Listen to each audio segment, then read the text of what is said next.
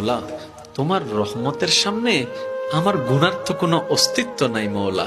আমার গুনাহ না হয় পাহাড় পরিমাণ হবে, বেশি থেকে বেশি আসমান পরিমাণ হবে, না হয় পুরা পৃথিবী পরিমাণ হবে। তোমার রহমত তো অগণিত, তোমার রহমত তো অসীম, তোমার রহমত তো আনলিমিটেড। এবার রব্বে করিম বলে, তাহলে ঘাবড়াস কেন, তাহলে মন ছোট করস কেন? আরে গুনাহ করেছো তো করেছো, কি হয়েছে? একবার তো তওবার মাধ্যমে আমি রবের দরবারে ফিরে আই। মৌলা, ফিরে আসতে পারবো তো? দরজা কি খোলা আছে?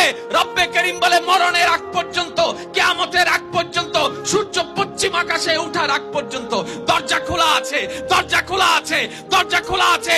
এবার বান্দা বলে, মৌলা 24টা ঘন্টার কোন টাইমে আসলে সেই দরজা খোলা পাবো?